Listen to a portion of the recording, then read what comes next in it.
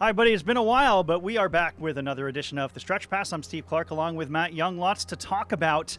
We'll start off the ice. The Memorial Cup will be coming to the Ontario Hockey League next year. Two teams have officially submitted bids, Sault Ste. Marie and Oshawa. They will make presentations in the middle of April. Who, in your opinion, has the inside track on next year's tournament? I feel like it should be the Oshawa Generals in a lot of ways, just because they have a little bit more pizzazz, a little bit more flair and star power on their team. But at the same time, it's been a long time since the Sault Ste. Marie Greyhounds have even been in the discussion. They're going to return a solid team next year, but there's that lack of star power that the CHL seems to really like going into those events. So if I have to pick today, it's the Oshawa Generals just because of the star power. But at the same time, there's nothing saying Sault Ste. Marie can't get that star power by the time the Memorial Cup rolls around next year. Do you think the fact that this is the third time that Oshawa has bid on the tournament becomes maybe a determining factor? It certainly probably doesn't help them. I mean, you see in the Olympics, nobody likes to have the Olympics close to the same country, let alone the same city over and over again. So I think it could hurt them. But at the same time, what are your options? The London Knights are certainly not involved, and everybody thinks they're going to be involved every time. So, hey, you know what? It could hurt them, but it could also help them because they've been through the process so many times as well.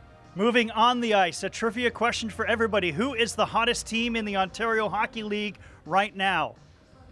The Flint Firebirds. They're back in the national rankings. They've won 13 games in a row and are fast becoming the team that nobody wants to face as we approach the postseason. Yeah, and it's a little bit exciting because, you know what, they've got that Rudy factor to them too, right? That nobody expects them to be there, but you can't help but cheer for the Flint Firebirds only because of everything that the team's been through. They're starting to turn the corner, and it's exciting. You know, you see a guy like Ty Dellandrea, who's been there the entire time in his OHL career, hasn't really had a whole lot of success there. They're finally turning the corner.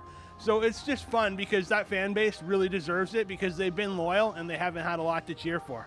On the other end of the spectrum, we have the Niagara Ice Dogs, losers of 12 games in a row, and those are 12, Matt, regulation losses. No points in those last 12 games. This is a team that is, an understatement, spiraling in the wrong direction. Yeah, definitely. When they traded Phil Tomasino and Akil Thomas earlier this year, there's no way they anticipated that Ivan Lodnia would go out and get hurt shortly after that. He's just back in the lineup, but you know what? The biggest problem is goal scoring. We knew they were going to be challenged to score since those trades, and quite frankly, that's been the biggest problem. And, you know, you look at things, goaltending is another issue. When you look at Tucker Tynan, he has 11 of their wins on the year. He's been out over 2 months now, and the other guys still combined haven't equaled what he put up on the board earlier this year. Remarkably, the Ice Dogs remain in a playoff spot. They are 1 point ahead of Kingston. Here's an interesting question for you. Who wants to make the playoffs more? Is it Kingston because they haven't been there in a couple of years, or is it Niagara because they've been there 12 years in a row? Well, I think if you ask the Burke family, they're going to tell you the playoffs are pretty important. But if you ask the fan base in Niagara, I think they're actually saying it's the opposite. You know what? Maybe we need to bottom out. Maybe we need to get that star guy and really build for the future. The playoff streak, it's wonderful, but it's not all that important. And to me, I think it's the Kingston Frontenacs because, yeah, it's been a couple years, and they want to show that they're making progress.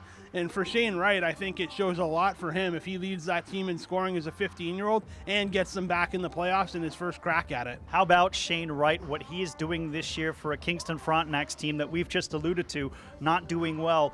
34 goals for Shane Wright. That's outstanding production, and that actually puts him ahead of a couple of the other star players who played at age 15 in terms of like the John Tavareses and the Connor McDavids. Yeah, absolutely. I don't know what's going on with Shane Wright, but he's absolutely found a way to go out and just totally obliterate those point per game totals that the other high-end 15-year-olds do. Now, for me, the true measure of Shane Wright's skill is going to be in year 2 because that's the year John Tavares was putting up 70 goals. I don't expect him to do that, but there was a mammoth step. Both McDavid and Tavares took that second year, so I want to see if Shane Wright can do that next year as well. All right, 1 month to go in the OHL regular season before we get to the playoffs. We'll talk to you again on the Stretch Pass. For Matt Young, I'm Steve Clark. Thank you for watching.